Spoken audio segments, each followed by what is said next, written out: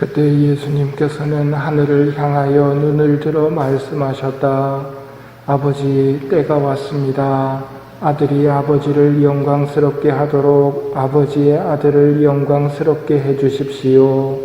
아버지께서는 아들이 아버지께서 주신 모든 이에게 영원한 생명을 주도록 아들에게 모든 사람에 대한 권한을 주셨습니다. 영원한 생명이란 홀로 참 하느님이신 아버지를 알고 아버지께서 보내신 예수 그리스도를 아는 것입니다. 아버지께서 저에게 하라고 맡기신 일을 완수하여 저는 땅에서 아버지를 영광스럽게 하였습니다. 아버지, 세상이 생기기 전에 제가 아버지 앞에서 누리던 그 영광으로 이제 다시 아버지 앞에서 저를 영광스럽게 해주십시오. 아버지께서 세상에서 뽑으시어 저에게 주신 이 사람들에게 저는 아버지의 이름을 드러냈습니다. 이들은 아버지의 사람들이었는데 아버지께서 저에게 주셨습니다. 그래서 이들은 아버지의 말씀을 지켰습니다. 이제 이들은 아버지께서 저에게 주신 모든 것이 아버지에게서 왔다는 것을 알고 있습니다. 아버지께서 저에게 주신 말씀을 제가 이들에게 주었고 이들은 또 그것을 받아들였기 때문입니다. 그리하여 이들은 제가 아버지에게서 나왔다는 것을 참으로 알고 아버지께서 저를 보내셨다는 것을 믿게 되었습니다. 저는 이들을 위하여 빕니다. 세상을 위해서가 아니라 아버지께서 저에게 주신 이들을 위하여 빕니다. 이들은 아버지의 사람들이기 때문입니다. 저의 것은 다 아버지의 것이고 아버지의 것은 제 것입니다. 이 사람들을 통하여 제가 영광스럽게 되었습니다. 저는 더 이상 세상에 있지 않지만 이들은 세상에 있습니다. 저는 아버지께 갑니다. 아버지, 때가 왔습니다. 죽음을 앞두신 예수님께서 아버지께 기도드리시는 내용이 오늘 복음이고 사도 바오로 또한 죽음이 멀지 않았다는 것을 직감하고 자기가 세우고 자기가 임명한 에페소 교회 그리고 그 교회 원로들을 자기가 있는 밀레토스로 불러서 이야기합니다. 나는 유다인들의 음모로 여러 시련을 겪고 눈물을 흘리며 아주 겸손히 주님을 섬겼습니다 하고 그 원로들에게 자신의 신앙을 설명합니다. 시련을 겪고 눈물을 흘리면서 아주 겸손히 주님을 섬겼습니다. 여러분이 신앙생활을 하는 게 믿음의 생활입니까? 섬김의 생활입니까? 생각을 해보면 개신교에서 섬김이라는 말을 잘 쓰지요. 어쩌면 믿음과 함께 섬김이 빠지면 안 됩니다. 믿기만 하고 있으면 섬김이 없으면 잘못된 신앙으로 갈 수 있다는 말입니다. 여러분은 하느님을 섬기고 있습니까? 섬긴다는 뜻이 사전에 찾아보면 남을 위하여 일하고 받들고 수고하고 시중 들고 하느님께로부터 부과된 일을 책임성 있게 수행하는 것이 섬기는 것입니다. 즉 섬긴다는 말은 종의 모습입니다. 주인님이 계시고 그 주인님이 하느님이시라는 것, 그걸 기본적으로 받아들이는 게 신앙생활입니다. 그런 것 없이 그냥 나 믿는다 하고 성당을 다니면 문제가 생길 수 있습니다. 분명히 문제가 생길 수 있습니다. 바오로 사도의 말씀 이어지는 내용 중에 내가 하느님의 모든 뜻을 무엇 하나 빼놓지 않고 여러분에게 알려주었기 때문에 그 누구의 멸망에 대해서도 나에게는 잘못이 없다고 선언합니다. 죽음을 앞둔 바오로 사도가 이제 분명히 선언을 할 게, 누가 내가 가르치지 않아서 멸망했다고 말할 수는 없다고 이야기를 하는 겁니다. 하느님의 뜻이 뭔지 빼놓지 않고 알려주었다고 이야기를 합니다. 그리고 오늘 독서 곧바로 이어지는 내용이 하나의 경고를 남기는데, 내가 떠난 뒤에 사나운 이리들이 여러분 가운데로 들어가 양떼를 해칠 것임을 나는 압니다. 바로 여러분 가운데서도 진리를 왜곡하는 말을 하여 자기를 따르라고 제자들을 꿰어내는 사람이 생겨날 것입니다 하고 분열이 일어날 것을 미리 알려주십니다. 분열은 마귀의 특기지요. 성모께서 가장 사랑하시는 당신 사제들에게서 성모님께서는 혼란스러울 때 진리의 기준은 교황님이라고 알려주셨습니다.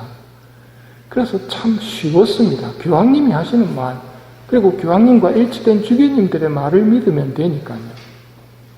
그러다 보니까 마귀가 요새 쓰는 방법이, 전임 교황님이 진짜 교황님이고 지금 프란체스코 교황님은 아니라고 분탕질을 또 대고 있고, 하느님의 뜻이 무엇인지부터 생각을 해봐야 됩니다.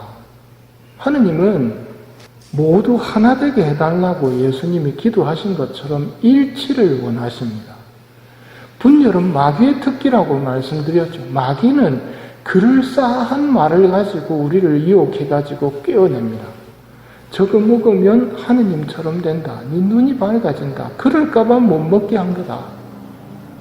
하느님의 뜻을 생각하지 않고 그 말이 맞을까 틀릴까를 생각하다가는 마귀한테 결코 이기지 못합니다. 바오로 사도는 자신이 빼놓지 않고 하느님의 뜻을 알려주었다고 강조하십니다. 하느님의 뜻이 뭡니까? 하느님의 뜻이 계명입니다. 왜 우리에게 계명을 주셨습니까? 아버지의 뜻이 그거기 때문입니다. 왜 우리에게 그런 계명을 주셨습니까? 그 계명을 통해서 우리가 영원한 생명을 차지할 수 있도록 하시기 위해서입니다. 즉 계명은 이정표입니다. 그 이정표를 지키면서 따라가야 합니다. 그러면 결국 도착하는 것이 하늘나라입니다. 가장 큰 계명은 그럼 뭡니까? 사랑의 계명이죠. 마음을 다하고 목숨을 다하고 생각을 다하고 힘을 다해 하느님을 사랑하는 것, 그리고 이웃을 자기 몸처럼 사랑하는 것. 이 계명을 실천하려면 하느님을 좀 알아야 하지 않겠습니까? 영원한 생명이란 홀로 참 하느님이신 아버지를 알고 아버지께서 보내신 예수 그리스도를 아는 것이기 때문입니다. 아버지를 알고 예수님을 알아야 사랑할 수 있겠지요. 여러분, 아버지를 알고 예수님을 아십니까? 여러분, 마귀보다 똑똑하십니까? 마귀보다 하느님에 대해서 잘 알고 계십니까? 그렇다면 마귀는 영원한 생명을 누리고 있습니까? 마귀는 영원한 불행 속에 던져진 놈들이거든요. 그럼 영원한 생명이란 아버지를 알아야 한다는데 마귀가 뭘 모를까요? 어린 아이들처럼 아버지를 믿는 마음이 없다는 말입니다. 순수한 사랑을 마귀들 안에서는 결코 발견하지 못합니다.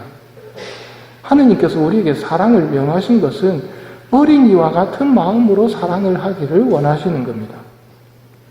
즉 하느님이 나를 사랑한다는 것을 믿어야 하고, 마귀는 하느님이 나를 사랑한다는 걸 안 믿습니다. 내가 하느님보다 더 올라가려고 하죠. 여러분은 하느님이 나를 사랑한다는 것을 믿으십니까? 전지전능하다는 것을 믿으십니까? 그렇다면 전지전능하다는 것을 믿는다면 하느님이 하시는 일이 옳다는 것을 믿어야 됩니다. 그거 믿기 어렵습니까? 보통 때는 믿기 어려운 게 아닙니다. 언제 믿기 어렵습니까? 순환과 죽음 앞에서 아버지의 뜻을 받아들이기가 어렵습니다. 하느님의 계획이 하느님이 사람이 되셔서 저 벌레 같은 것들을 구원해가지고 그들에게 다시 하늘나라를 주겠다는 이야기는 마귀들에게는 도무지 이해될 수 없는 겁니다. 하지만 오늘 예수님께서 아버지 때가 왔습니다 하고 말씀하시죠. 어떤 때입니까? 아버지의 영광을, 저의 영광을 드러내 주십시오. 어떤 영광입니까? 십자가 죽음이 영광이라고 부르시거든요. 왜 그렇습니까? 십자가의 죽음을 통해서 인간에게 하늘나라를 선물할 수 있었다는 말입니다.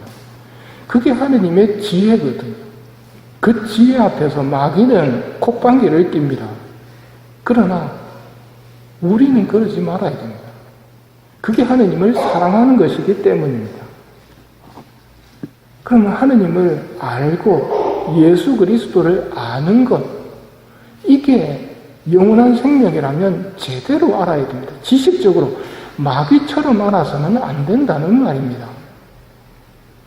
흔히 아버지를 알라고, 예수님을 알라고 하면 현대인들이 보이는 첫 번째 반응이 뭐냐면 책을 꺼내가지고 읽으려고 그럽니다.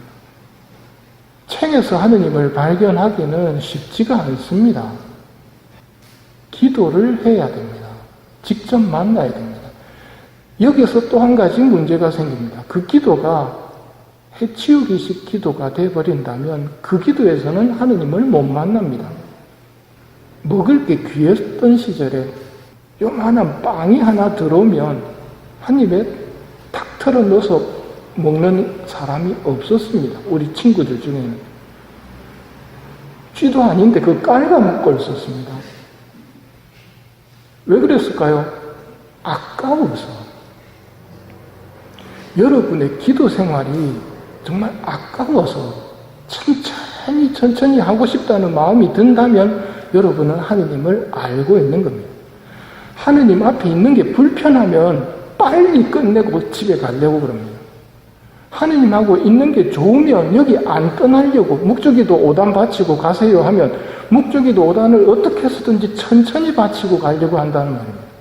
그 사람은 아버지를 아는 사람이고 예수님을 아는 사람이고 그 사람에게는 영원한 생명이 있다는 말입니다.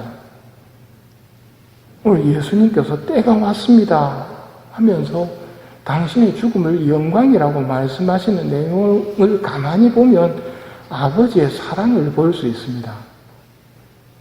아버지께서 우리를 사랑하신다는 것. 그래서 아버지께서 하시는 일이 맞다는 것. 나에게 고통이 올 때도 그 고통을 통해서 더 큰 선물을 주시기 위해서, 즉 내 죄를 용서하고 내 가족들의 죄를 용서하고 내 자식들 잘 되게 해주고 그런 쪽으로 다 쓰신다는 말입니다. 그러기 위해서 십자가를 허락하시는데 십자가만 만나면 투정하고 불평해버린다면 아버지를 아는 게 아니겠지요. 아버지의 뜻대로 살려면 아는 걸로 안 됩니다. 성령님의 도움이 그래서 필요한 겁니다. 다음 주 성령 강림을 준비하면서 이 미사를 봉헌하면서도 성령님께 도움을 청하고 묵주기도를 바치면서도 성령님께 도움을 성모님과 함께 청한다면 아버지를 알게 될 것이고 아버지와 함께 있고 싶어 할 것이고 그러면 기도도 빨리 바치지 않으려고 노력을 할 겁니다. 기도가 목적이 아니고 하느님과 함께 이야기한다는 게 더 중요한 것이기 때문입니다.